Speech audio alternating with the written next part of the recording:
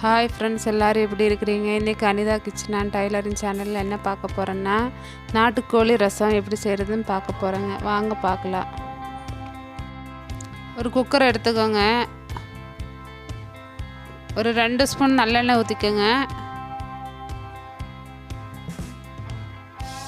ஒரு 2 துண்டு பட்டை, ஒரு 1/4 ஸ்பூன் சோம்பு போட்டுக்கலாங்க.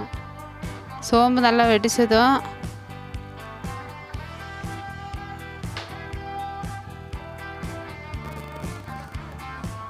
ஒரு 20 சின்ன வெங்காயத்தை போட்டுக்கலாம்.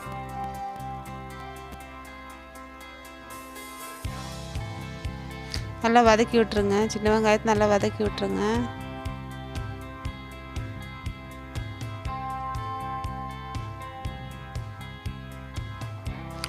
ஒரு 2 காஞ்ச மிளகா, 2 கருவேப்பிலை கொஞ்சம்,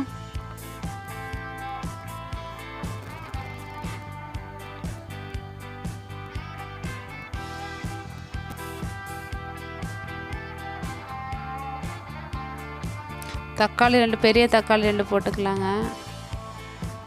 போட்டு நல்லா வதக்கி விட்டுடலாங்க. வதக்கினதுக்கப்புறம் 1/2 ஸ்பூன் மஞ்சத்தூள்,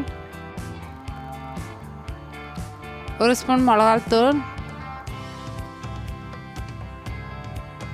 1 ஸ்பூன் மல்லித்தூள்,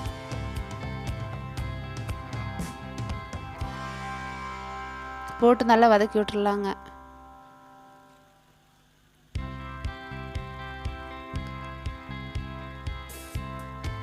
அரை ஸ்பூன் இஞ்சி பூண்டு பேஸ்ட்டு,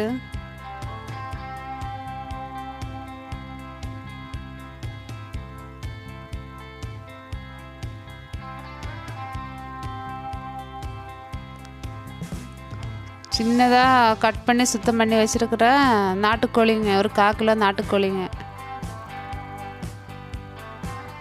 நல்லா மசாலா கூட நல்லா கிளறி விட்டுருக்கலாங்க.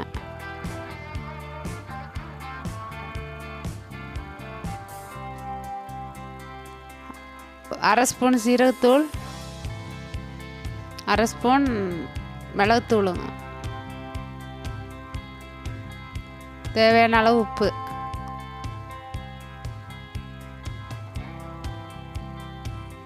நல்லா கிளறி விட்டுடலாங்க.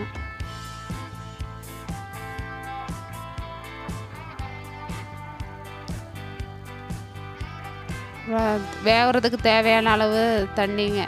நாட்டுக்கோழி வேகிறதுக்கு ரொம்ப லேட் ஆகுங்க, அதனால தேவையான அளவு தண்ணி ஊற்றிக்கலாங்க.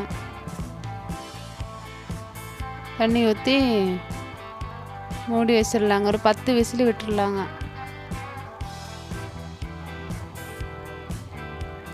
வாங்க வெந்துருச்சான்னு பார்க்கலாங்க. நல்லா வெந்துருச்சுங்க.